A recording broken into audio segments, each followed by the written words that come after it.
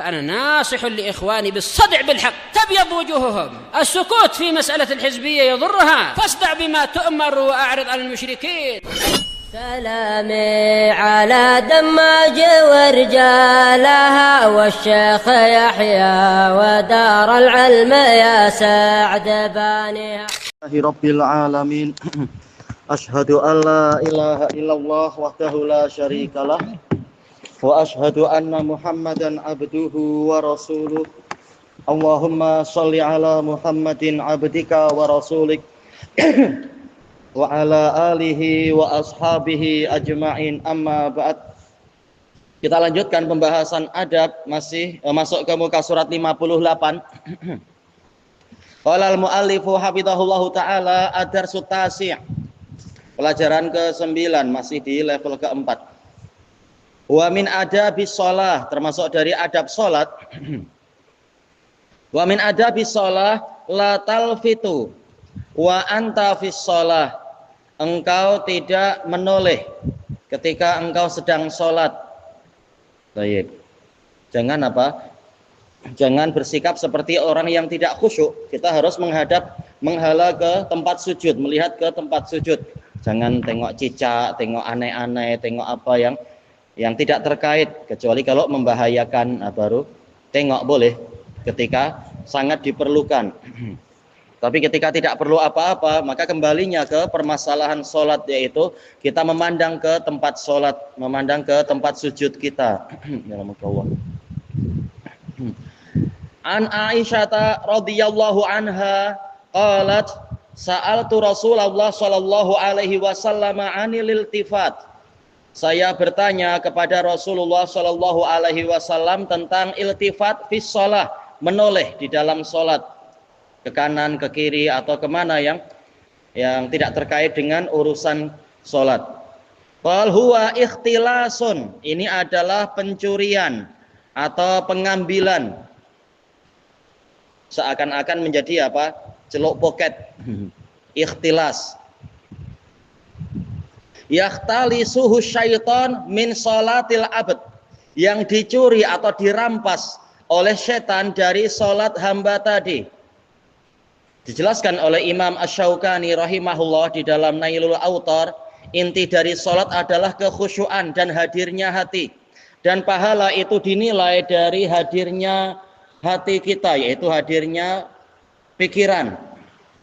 Kalau sholat kita selalu diperhatikan, kita senantiasa memperhatikan sholat kita dari takbiratul ihram hingga salam, tidak memikirkan yang lain-lain, yaitu akalnya hadir, maka sholatnya sempurna. Kalau berkurang ya berkurang. Nah, tatkala kita menoleh ke kanan atau ke kiri, itu berarti setan merampas dari sholat kita sesuai dengan kadarnya. Karena kalau kita menoleh melihat ke yang lain, boleh jadi pikiran kita, akal kita jadi memikirkan benda yang lain itu.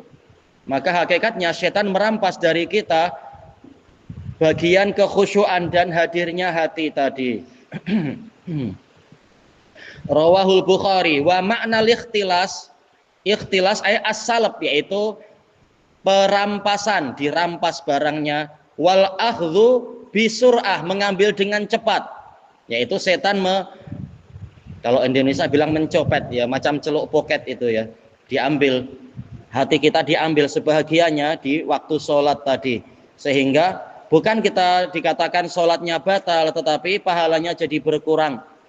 Kita tahu bahwasanya pahala ibadah antara 10 hingga 700 atau lebih, itu sesuai dengan selain kadar keikhlasan juga kadar kekhusyuan. Nah, setan berusaha mengambil bagian-bagian tadi dengan cara menyibukkan kita, menoleh ke sana, menoleh ke sini, dan seterusnya. Adapun kalau diperlukan tidak mengapa, seperti tatkala para sahabat memberikan isyarat pada Abu Bakar As-Siddiq bahwasanya Nabi telah tiba. Abu Bakar jadi imam waktu itu. Tatkala para sahabat banyak yang bertepuk tangan, maka Abu Bakar menoleh, ternyata dilihat oh Nabi datang, maka Abu Bakar pun mundur ke belakang. Ini boleh menoleh karena ada keperluan. Atau tatkala Nabi Shallallahu alaihi wasallam berangkat perang, sebagaimana di dalam Sahihul Musnad punya Imam Al-Wadi'i itu, dalam perang Hunain, berangkat ke perang Hunain kalau tak salah, Nabi mengatakan, siapa yang menjaga kita, man yahtari sunnah hadhil lailah, siapa yang menjaga kita pada malam ini, yaitu yang berjaga-jaga. Maka salah satu sahabat mengatakan, saya ya Rasulullah. Kemudian disuruh untuk naik ke bukit itu. Jadi dia berjaga di atas. Waktu sholat subuh, maka Nabi mengimami sholat sambil melihat ke arah bukit tadi, mengawasi barangkali ada sesuatu yang penting atau apa. Nah, selesai beliau sholat, sahabat itu turun dari bukit. Kemudian Nabi memberikan kabar gembira bahwasanya dia dijamin masuk surga. Ini menunjukkan boleh menoleh melihat ke suatu tempat dalam sholat karena sesuatu yang sangat diperlukan, ya namanya situasi perang, situasi jihad, terkadang harus melihat ke suatu tempat untuk mengawasi dan sebagainya. Adapun yang tidak diperlukan, maka kita diharuskan untuk melihat ke tempat sujud. Boleh juga melihat ke arah depan, tetapi jangan sampai melihat ke arah ke benda-benda yang merusak merusak konsentrasi, merusak kekhusyuan.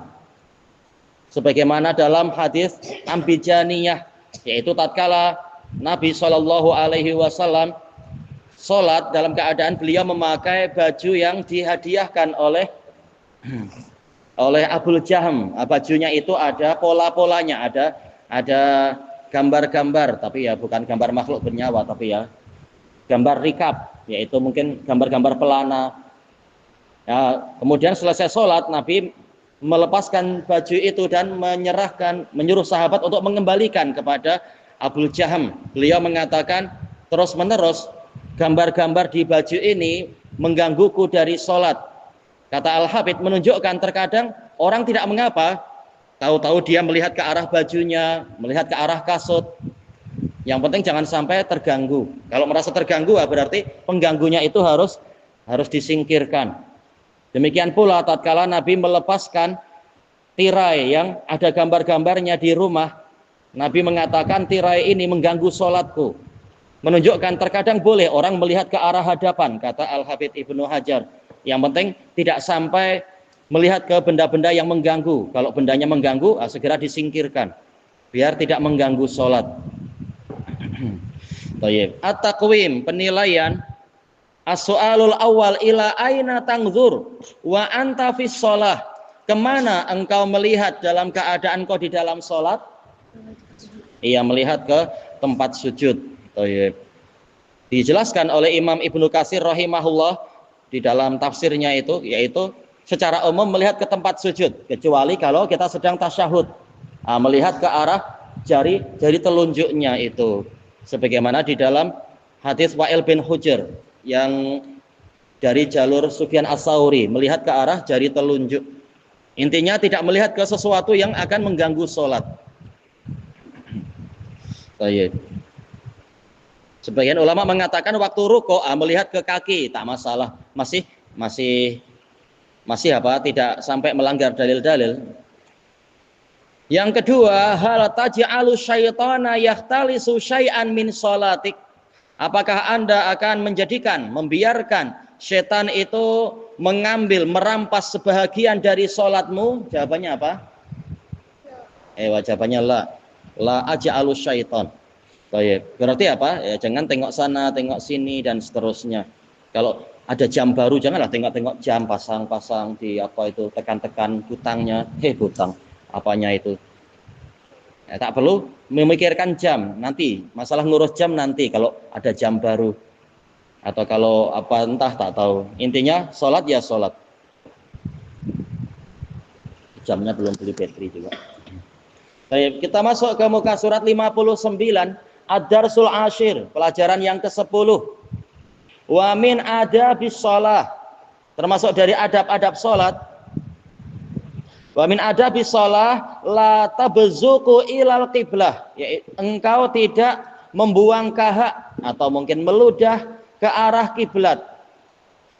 Kenapa harus membuang kahak? Ya kan, memang kadang orang sakit, ada kahak di tenggorokan misalkan atau apa, kahak atau dahak atau air liur dan sebagainya, terpaksa harus dibuang.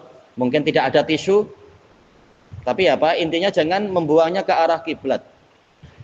Anas bin Malik radhiyallahu anhu qala ra'an nabiyyu sallallahu alaihi wasallam nukhamatan fil qiblah. Nabi sallallahu alaihi wasallam melihat ada nukhamah. Nukhamah yaitu sejenis kahak. Sebagian ulama khilaf apakah nukhamah itu keluar dari hidung atau keluar dari mulut. Tak masalah, intinya ya fadalat, yaitu cairan cecair yang merupakan sisa dari anggota badan kita. Sisa dari otak atau sisa dari dada, alal khilaf. Fil qiblah, di arah kiblat, dijelaskan oleh Syamsul Haq Azim Abadi, yaitu di dinding kiblat maksudnya, bukan betul-betul di Ka'bah, karena dohir ceritanya ini adalah Nabi di Madinah. Maksudnya di kiblat adalah di dinding yang di arah kiblat itu.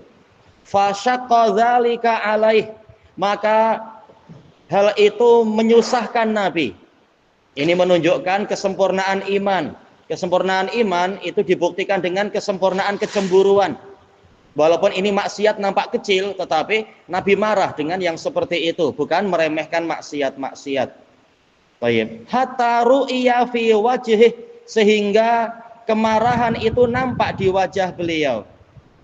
Kalau diri sendiri diganggu, beliau mudah memaafkan, tapi ini hak Allah yang diganggu. Kita tahu orang yang sholat itu dia sedang menghadap Allah, tak layak sama sekali untuk meludah ke arah depan. Faqam, maka Nabi pun bangkit. Fahakkahu biyadih, beliau menggaruk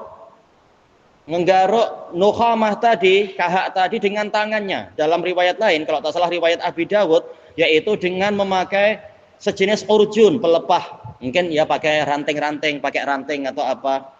Baik, ya.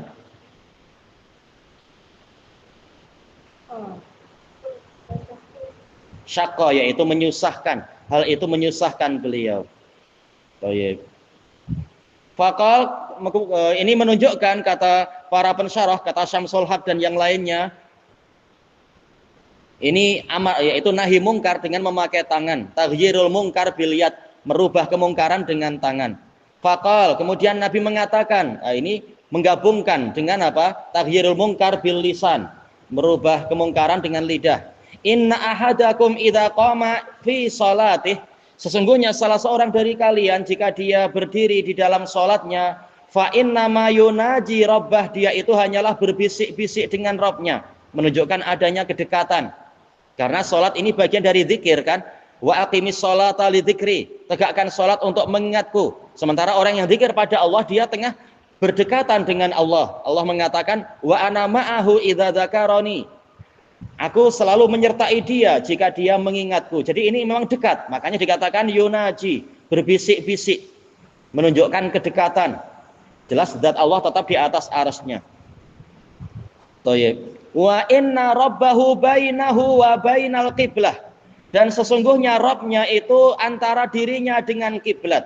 Kaifiatnya Allah yang lebih tahu. Tapi kalam Nabi pasti betul. Tanpa perlu Allah turun dari arsy-Nya sampai lebih rendah dari makhluk. Tanpa perlu itu semua.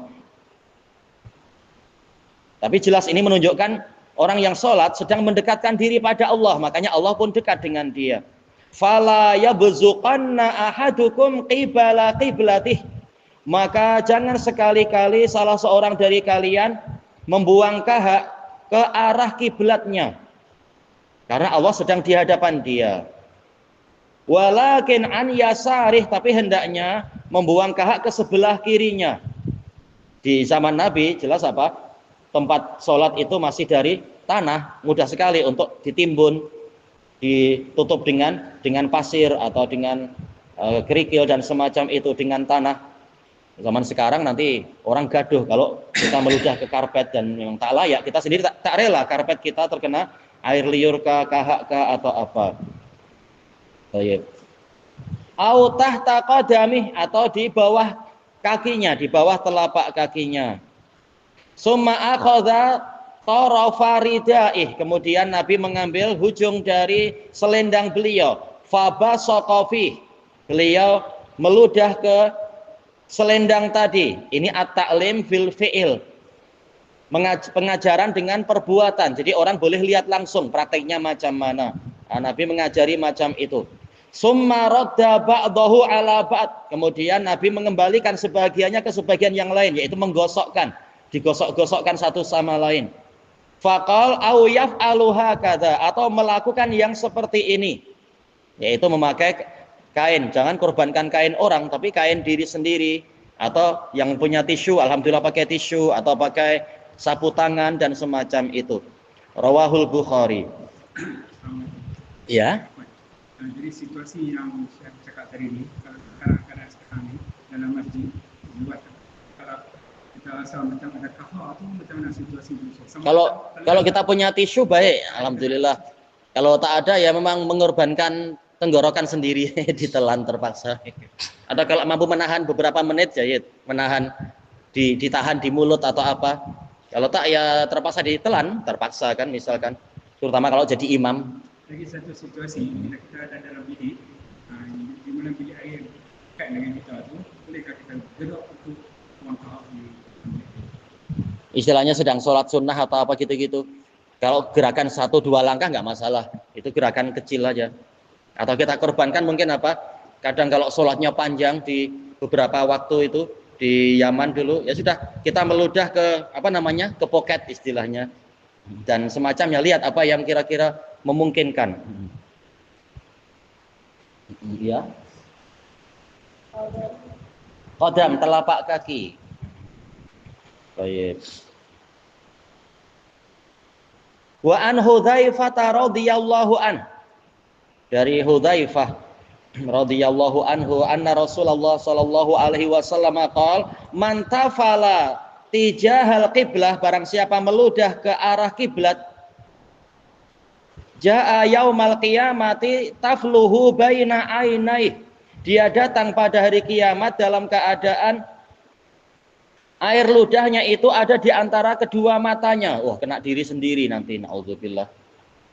Tentunya ini menjijikkan, maka jangan berbuat seperti itu. Salasan, Nabi mengulang itu sebanyak 3 kali. Rawahu Abu Dawud, ya hadisnya sahih, riwayat Abu Dawud ini. Menunjukkan perbuatan tadi adalah dosa besar. Buktinya apa? Datang hukuman seperti itu.